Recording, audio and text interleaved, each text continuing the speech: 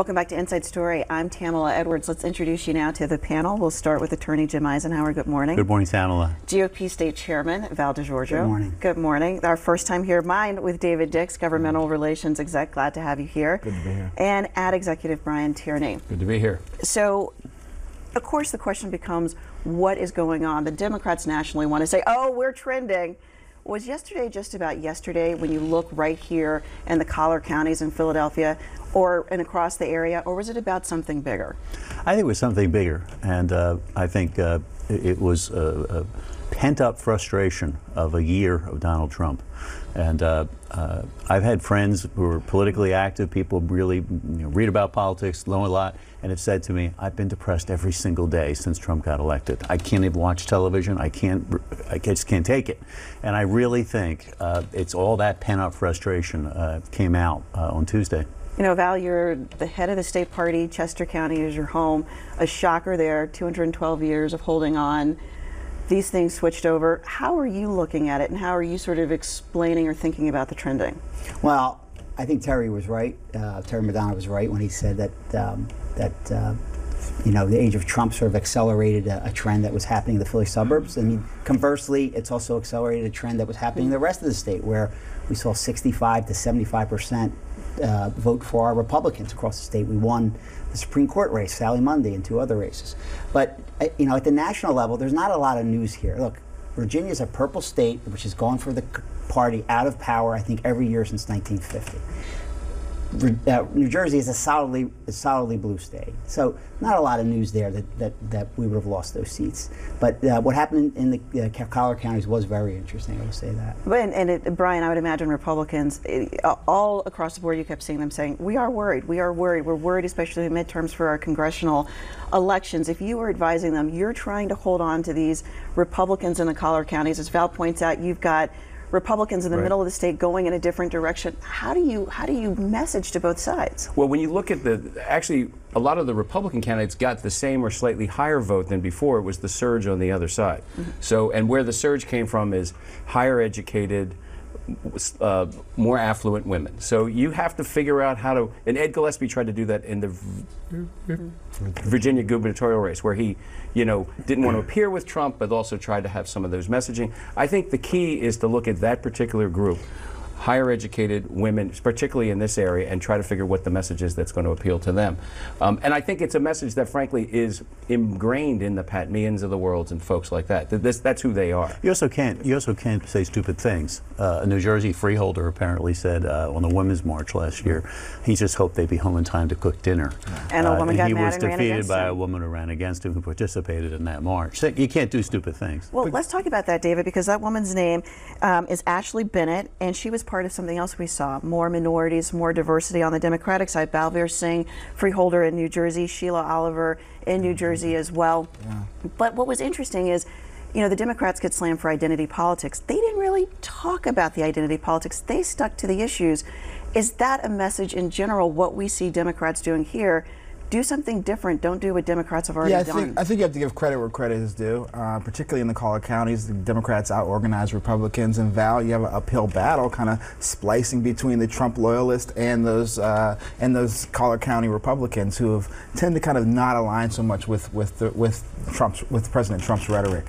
At the same time, yes, diversity was important this cycle. You saw folks, particularly in New Jersey, from different backgrounds reach higher office. I like to highlight the mayor in Hoboken, who was also a Sikh. And you don't think of Hoboken, it's the home of Frank Sinatra. It's not the place where you think a Sikh gets elected mayor, but this year it was. So I hope that's a trend that continues. But here's another thing. Now they're in power. Now they have a year to screw it up, and they haven't been used to governing. Like, is there a danger there that rather than creating a wave, they might do some things in the next year that kind of blunt the Democrats? That's really interesting. In the Chester County Courthouse, like where we've governed now since forever, the Republican Party, 4 Democrats who took over who had no message about the county. And I've heard through the grapevine that they're now contacting the row office races saying, what do you guys do, row office? What do you guys do in these offices? I mean, that's secondhand from one of the people in the office, but that's what they were told. So now they have to govern. Now, in a county like Chester County, which is one of the top counties in the nation, to throw out the incumbents for no reason other than you're not happy with what's happening in Washington just seems foolhardy to me. So we're going to see,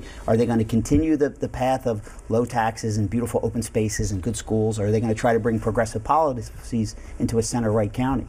But aside from just the work that they're doing as row officers, these changes in the collar counties will have dramatic effects in leadership throughout Philadelphia.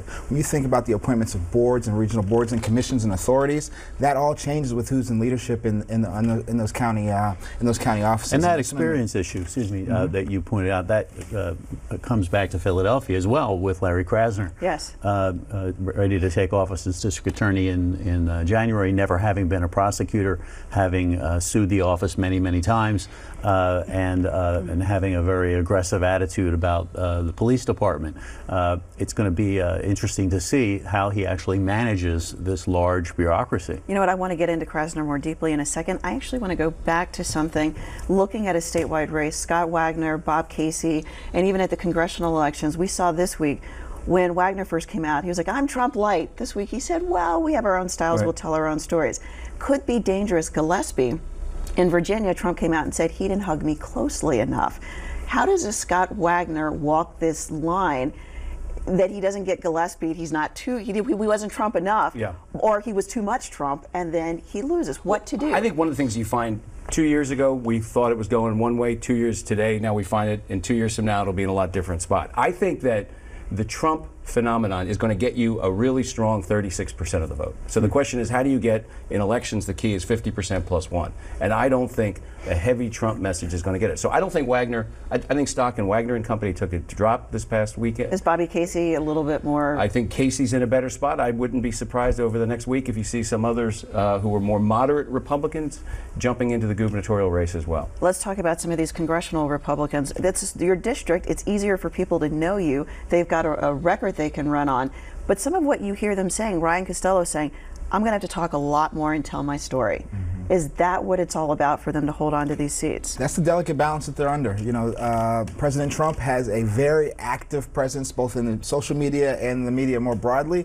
People hear from him every single day, and it's going to be important for those localized congressmen to kind of bifurcate their message from the president's. I think they've got to remind people of what's, for at least as a Republican running for re-election, what's on the other side too as well. Okay, you're upset about this. Look at me though as Pat Meehan. And by the way, do you really want more taxes, more government regulation, all those sorts of things? This is what you're going to get. And there's nothing new. I mean, it's important for a member of Congress to let people know who he or she is. In my younger days, I worked for Bob Edgar, who was a very liberal congressman from what was then a very conservative Delaware County, and yet he got reelected 6 times. A lot of that was because he was a good guy. But can issues win out in this time? Like, if the turnout yesterday was driven as a reactionary thing, is it actually possible to go back to the issues? Well, we should go back to the issues, and instead of making this hypercharged political environment. You know, my Facebook feed is probably a lot different from your Facebook feeds, and we're all living in totally different isolated worlds. Right. We've got to get back to a place where we can find that middle.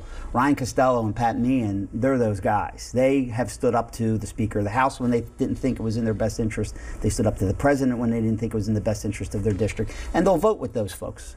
And they'll be rewarded for that in the end. Let's talk about that's fine for those folks as long as they don't have contested primaries, and that's the problem folks are getting in. You have a contested primary, you have to filter to the right in order to get your base out, and then you have to pivot so far back in order to win a general election. Frank Lobiondo kind of surprised people this week, saying, because the last time he ran, he really did it with gusto and saying, you know what, I'm out of this. And getting out, he said there is no longer middle ground to honestly debate issues and put forward solutions. Today, a vocal and obstinate minority within both parties hijack good legislation in pursuit of no legislation. Is that where we kind of live? When you look at tax reform, which increasingly looks like it's not going to happen, the differences between the Senate and the House bill, what happens in these races when people like this, who you know keep getting out? Is it going to go to somebody extreme, an extreme liberal, an extreme conservative? And what does that mean? I think people do. First of all, I do think you're in there 12 years, 20 years, et cetera, you get tired of it. And it's getting less and less fun. Partly you're at a certain point in your life and you're seeing certain things, and you are seeing the hyper-partisanship.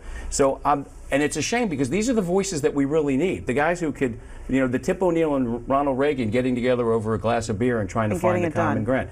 This past week's, the former Speaker Boehner, maybe he had a glass of wine because he really spoke rather frankly. Yeah, but he was talking about how disaffected. I know another U.S. senator who is a moderate to conservative. He said to me, when you get elected to the U.S. Senate, I won't mention his name, your first 6 months you're like, I can't believe I'm here. The next 5.5 years you're thinking, I can't believe he's here, and she's here. I can't believe you people are here. Yeah. Let's turn and go back to what you were talking about with Krasner. 69% of the vote, 20% turnout, up from the usual 12 to 13% turnout. So he's got a wave going behind him. Let's talk about the things that he's talked about doing: getting rid of civil forfeiture, getting rid of the death penalty, reducing cash bail, lessening mass incarceration, more equality to law enforcement.